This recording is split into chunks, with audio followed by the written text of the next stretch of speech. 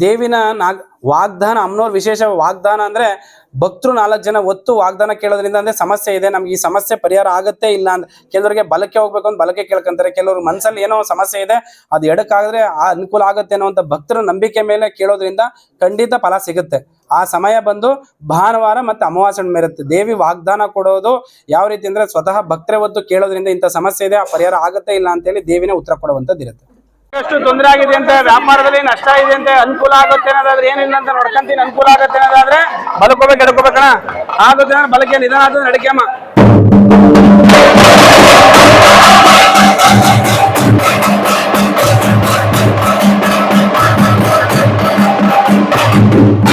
ಯಾವ ಕಡೆಗೆ ಆಯ್ತು ಹೋಗಿ ಹೋಗಿ ಹೋಗಿ ಅದ್ರ ಒಡೆ ಹೋಗ್ಬೇಕು ನೀವು ಬೇಗ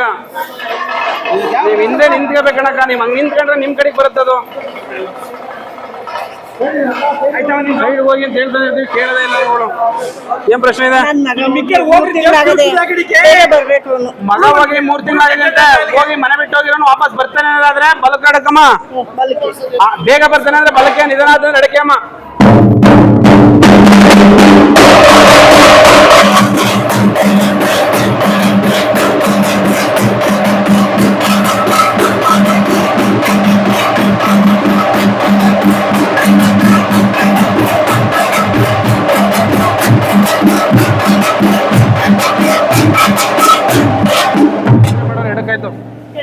ತೊಂದರೆ ಮಾಡೋರೆ ಎಡಕ್ಕಾಯ್ತು ಹೋಗಿ ಯಾಕೆ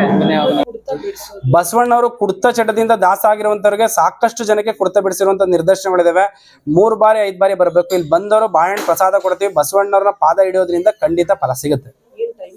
ಟೈಮಿಂಗ್ಸ್ ಬಂದು 1 ಗಂಟೆ ಒಳಗಡೆ ಬರಬೇಕು ಮಂಗಳವಾರ ಶುಕ್ರವಾರ ಭಾನುವಾರದಲ್ಲಿ ಇರುತ್ತೆ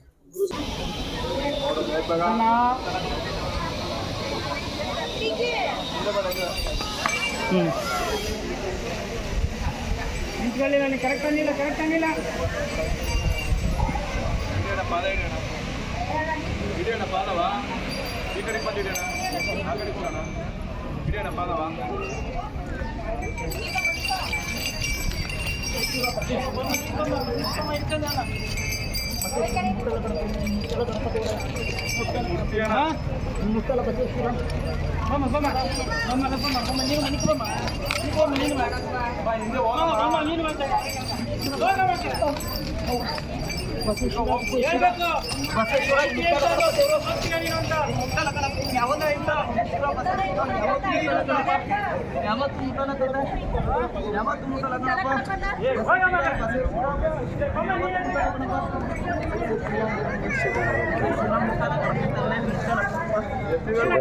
ಯಾವತ್ತು ಮುಟ್ಟಲ್ಲ ಕಣಪ್ಪ ಇರೋವತ್ತು ಮುಟ್ಟಲ್ಲ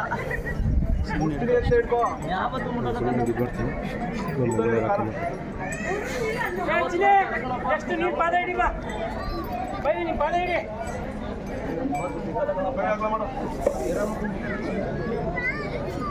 ಅಲ್ಲಿ ನೋಡಿ ಎಡಗಾಲ ಮಾಡ್ತಾನೆ ಅಬ್ಸರ್ವ್ ಮಾಡಿ ನೋಡಿ ಈಗ ಯಾವ ಕಾಲ ಇಡ್ತಾ ಇದೆ ಅಂತ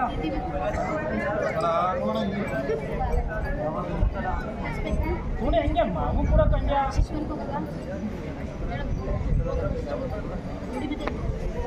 ಐದು ಸಾರಿ ಬರ್ಬೇಕು ಅಣ್ಣ ಹಂಗೇನ